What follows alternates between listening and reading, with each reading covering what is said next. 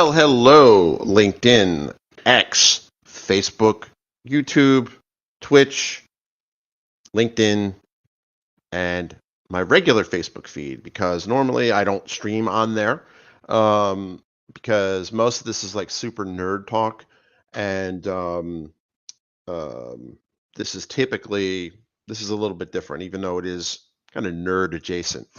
So probably should have had this on from the get-go. For those who've seen my stream, today, 30 years ago today, I took a bunch of GIF files or GIF files, um, some JPEGs, some HTML, hand-coded HTML, I might add, because there were tools, but they were just god awful, really, really god awful, and the took that. I used BB Edit because I had a Macintosh. I think I had a Power Mac at the time, or was it just my 2SI, Macintosh 2SI?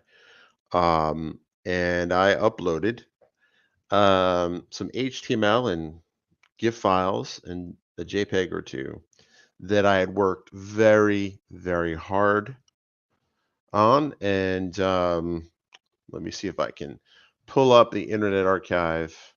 Oh, I lost the link. Anyway, I don't have the exact same raw HTML files. Those seem to have been removed from the internet for some reason, even on archives. There might be some posts that I have that are kind of older um,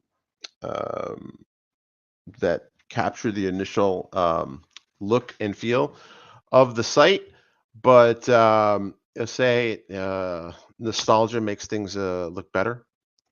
So I would say that that is also the case. See if I can.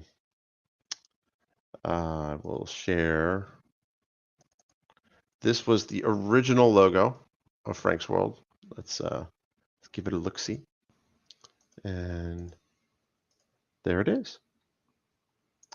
And I kind of remade the logo because this was literally, I think, made in Microsoft Word, if memory serves. Microsoft Word for Windows, version 6.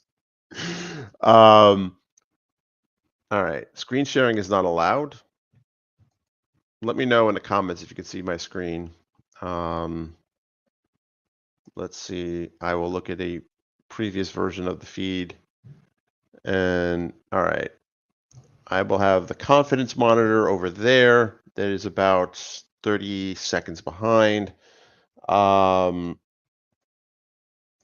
years. I mean, I like to joke that Frank's World is my oldest child. Let me stop sharing. Replace screen sharing.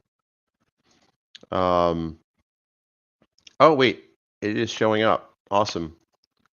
All right, well, so it's there anyway. So I had to make a retro version and kind of go back to what the original inspiration was.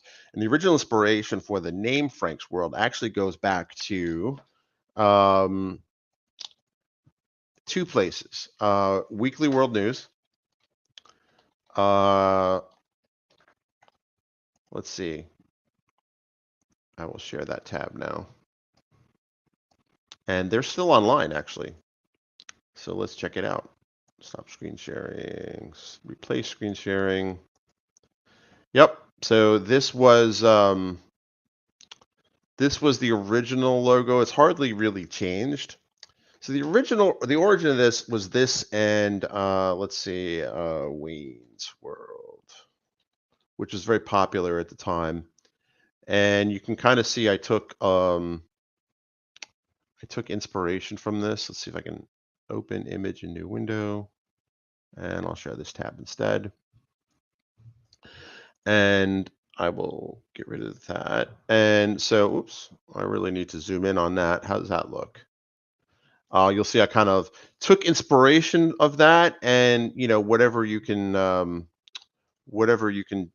do inside of, I think it was Word for Windows version 6.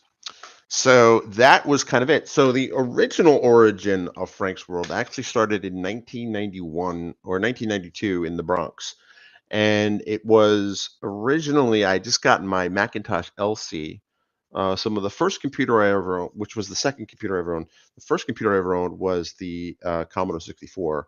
And then when I went to college, I got a Macintosh LC, which was the low cost color Macintosh. So it was an interesting machine. It took me about halfway through college, and I ended up learning a lot on that machine, learning desktop publishing, fonts, kind of design and layout, and doing a lot of things that were kind of stuck up here, but never really materialized in the real world. And because it was really hard to do. That's not true. I mean, there were Broderbund, there were things I could do on the Commodore 64 with the dot matrix printer, but I got a I've since learned I was totally they messed me over with the finance charges on the loan on that, right? So I think I was still paying for that computer for a couple of years after I even owned it. Because I didn't, I was young and stupid and saw the bright, shiny thing. Now I'm old and hopefully smarter. Um, you know, Getting older is kind of a guarantee, more or less. Getting smarter is kind of it's totally on you. But yeah, this was the original design, and through the years, the design had kind of changed, um, and the purpose of the site changed, right? So the original idea, and probably like, why would you take a thing like Wayne's World and combine it with Weekly World News? I'll tell you why. The reason was because I had a series of god awful roommates my freshman year of college. I mean, god awful roommates. And the first one was just a pure jerk. Um, the second one was ironically somebody I knew um, from school, but he was kind of he was a much meaner person than I thought he was. I knew him in high school and had really very little interaction with him, right? Because but he was just a complete jerk, right? Now, is that the way he is, or was that kind of a reaction to the stress of college? I don't know. Anyway, we had a lot of disagreements and things like that. And one of the things he would do is he would decorate the dorm room door with things that were of interest to him, which I really didn't care either way. But when I posted like one thing up, I forget what it was. It wasn't even political, right? So it wasn't even like that. I think it was just a stupid joke that was going around at the time or something like that. It wasn't even offensive, right? I think it was about Bigfoot, like literally, like it was something like really ridiculous. And then the reaction I got out of him was just so comical. I took my laser printer. I think I had Aldus PageMaker, which was like this desktop publishing suite, and I created kind of like a tabloid style in the style of Weekly World News, which you would see in supermarkets all the time. I don't see it as much anymore. And they have these ridiculous stories, right? Like Bat Boy, Bigfoot. So I created Frank's World News, which was basically kind of like just ridiculous stuff. I think the original episode or original printing of it, because I had a laser printer, right? It was effectively didn't really cost anything to run, right? Like or to print up, and an issue was only like one page, maybe two. It was really more for the shock value, and I think the first issue, not episode, was the first episode issue. See, I confuse it now, right? This is how different the world is. So I was talking to my son's girlfriend's mom, which is a weird thing to say. And she had basically was talking about how different the world was. There was dial-up. I mean, this was really before dial-up, right? So the idea that you can have something that would look professional in air quotes, like it was done on a real printer, was just magical at the time. I don't think people today can truly understand it. When you have AI and you can kind of produce these really functional, amazing streams, like the stream I'm doing with you right now, this was 10 years ago, 10, maybe 11 years ago now. Took a $10,000 piece of equipment called a TriCaster Mini, all right, to be able to do that. And even that was considered a marvel of engineering because prior to that was about $20,000 worth of equipment and gear. Now I'm running this in a browser, right? I can do this on a phone. In fact, I've done a lot of streams on the phone. So like, so you go take that back even further. Just having um, a print up like a professional looking PDF was just printed up on a laser printer in this era in the early 90s was just phenomenal. Like it was just desktop publishing had really kind of just become a thing in corporate circles, but not kind of like in student circles and things like that. It was really kind of a new thing. And so the first, there were three stories. There was one about Elvis being discovered working at a convenience store in Jersey City. Um, the second story, I forget what it was. And then the third one was about Bigfoot being found as a homeless man outside the same 7-Eleven, something like that. And I encourage people to um, um, go to 7-Eleven, take, forget Disney World, go to Jersey City, which apparently was like the thing that set him off allegedly. That, and I think I had the um, like different. I had like a fake ad for like a sci-fi weapons dealer or something like that because this was right when the Soviet Union collapsed, right? So there was a lot of there were a lot of news stories about the black market being loaded with like ex-Soviet weapons up into including nukes, and like I had like this something like crazy crazy like um Katerina, like Catherine the Great, like um kill store or something stupid like that. And it was like we speak English, we speak Spanish, we speak Russian, and I had like one of the fonts at the time was Klingon, so I had like a Klingon thing, right? Like and then I kind of amped it up. It was just like not just nukes, but phasers, proton torpedoes, a Genesis device, like that sort of thing, like really kind of goofy stuff. And that was basically it, right? It really wasn't meant to be a writing thing. It was a fake, like kind of like front page for a tabloid. That's basically what it was. So then, fast forward 4 years. So now we're in 1995. The internet had become kind of a very nascent thing. It was a thing, and the uh, the project, the side hustle I had at the time. At the time, I was working as tech support for a desktop publishing department at an investment bank, as well as kind of doing trading floor stuff too, like supporting the trading floor. But when I was in school, I would work nights, and the desktop publishing department was a 24-hour kind of shop, so I was able to do that. And the um, so I always had this interest in graphic design and whatnot, and kind of had fun with it.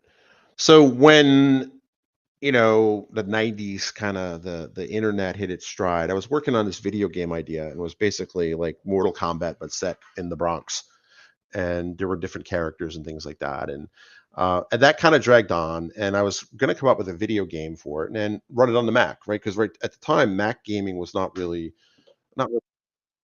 immature. And the um, I guess I'm getting old, right? No. And I'm also trying to like filter it because there's a lot of story to digest. But ultimately, I went to the MacWorld Boston conference in 1995. So this would have been August 1995. I graduated college in May of 1995. So the video game, I was looking to get some advice and kind of training and networking with people in the Macintosh kind of creative community and whatnot, and just kind of generally go to a conference and learn. It was my first real tech conference, and paid for it myself. And that was expensive. Had to stay way outside of Boston because Boston hotels were expensive.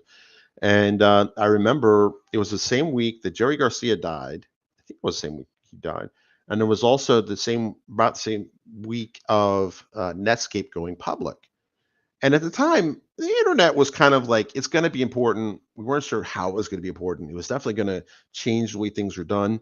But there was no browsers at the time. And again, I was trying to explain what the Lynx browser was um, to, let me see if I can share my screen. Let's see. I don't even know if that's installed. Lynx.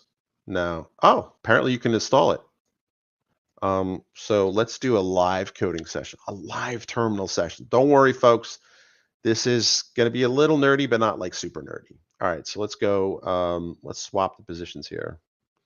So sudo apt, if I can remember my password. No, that's totally not it. All right. So Lynx was this text-only browser. Okay. There we go. I want to continue. I don't even know if this is the same Lynx that I hope it's going to be. So let's say Lynx. Oh, this was it. So this is a browser. This was the first browser that I ever experienced. And let's see. See, Control G gets go, enter the address. No?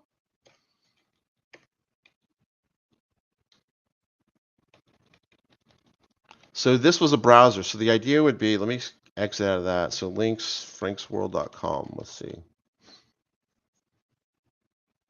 Yes. So this is what browsers looked like. So if you go to franksworld.com, it certainly doesn't look like that. But this would basically be the experience that you would have. There's the search box. This is actually slightly better than the experience because there's multiple colors here. But we'll see, here it is, right? Like these are, this is my latest bit here, who moved my slop. And this is what websites, looked like at the time. No images, no nothing. What made Netscape revolutionary was it was a modern browser that you were able to look at images and text combined. This is before style sheets. This is before custom fonts, custom colors, and things like that. This was amazing. This was an amazing time to be alive, that you can just publish this and people could read what you wrote anywhere in the world for free, right? It was just magical to see that, and I don't think it's hard to explain that, right? This was very humble. So, but again, it was just text only, right? It was like, I know the internet's going to be a thing, right? I just don't really know what that's going to look like, right? Like, I think that was a general consensus, because you really needed to have, in the university, we had terminals, and I was one of the privileged few, because I had a Macintosh, my own home computer. I was able to dial up with and I had a modem too. So I had a modem that I can call into the computer center and do my homework on that, for comp sci homework, without having to actually go outside into the computer room with the terminals. And that was, I mean, that was big living back then. And you know, but that was cutting edge. What made Netscape unique was, you have the browsers that we're used to now, right? You have the world of, um, image. I mean, just, I don't even have to explain it, right? That was really the aha moment when they went public and more people were able to get access to install that on their machines and get access to internet service providers that provided basically IP over the phone, or internet connectivity through the phone line. That was magical, right? And I remember just seeing, my friend Dave, who was a year ahead of me in college, and he graduated and he worked for the university. He had like a Spark workstation on his desk,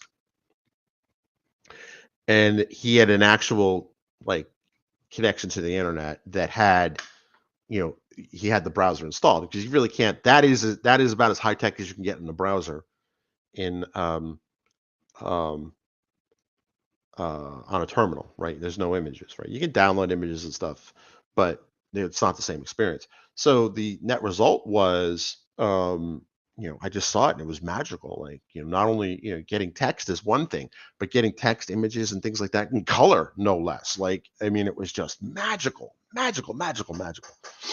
And that was something that Netscape kind of made popular.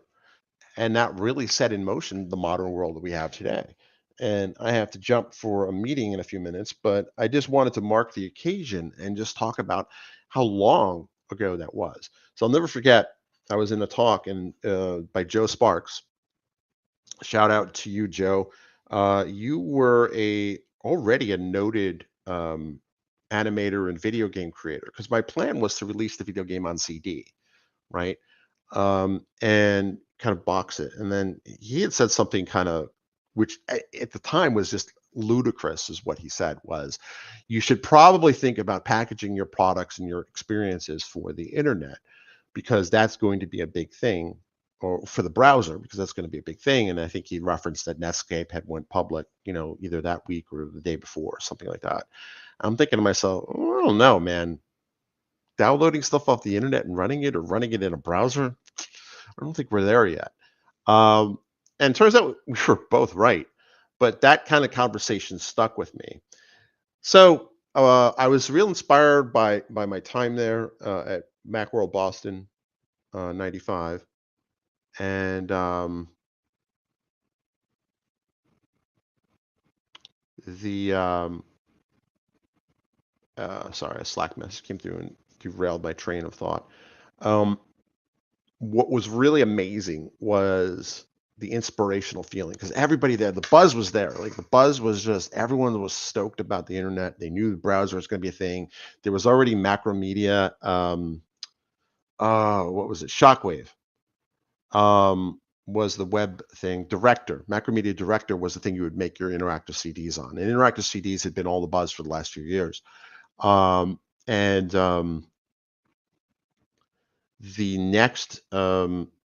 the next wave was clearly going to be the internet, right? So it was a lot of buzz. So I was inspired. I was so inspired. I'm like, I need a website. I'm going to come up with a website. So I had signed up with an internet service provider and they gave me an address. It was iOS or IDT. And I still remember the address. It was gramercy.ios.com/tilde daddy Mac, because I was a big Mac user at the time, believe it or not. A lot of my Microsoft peeps are probably like, what? Yeah. And going forward, it's interesting to see how I've kind of now back and I have like, my two main laptops are Macintoshes, which is kind of funny. And don't worry, Microsoft peeps, this is a Windows 11 machine, so I'm still, um, I'm still have a foot in every in every finger in every pie. That sounds bad. Y'all know what I mean. Um, yeah, so that is kind of the history of it. So like going from that to the world we live in today is just, I mean, it's just sci-fi, right? The whole notion of just what has changed is just mind-boggling, right? And the site has changed. Obviously, I think I launched it. I launched it in October. I had the idea of doing a website after going to that conference, and then the um, the next idea I had was I had to come up with a name for it. So I was like, well, what am I going to be? And I was standing in the supermarket line, and I saw the Weekly World News, and I'm like, that's it. Like, I'll be the Weekly World News of the internet. Now, the Onion kind of beat me to it, but that was kind of the original gist. And then I expanded the scope over the years to different types of sites and things like that. But in 2004, it became basically a tech blog, and it's really been a tech blog ever since then. So let me know if y'all want to know more about the history of Frank's World. Maybe I can pull up some screenshots and stuff. But in the interest of time, I do have to leave. But just thought I'd mark the occasion. Uh, my oldest baby turns 30 today, so um, quite the journey it's been. So with that, I'll end the stream, and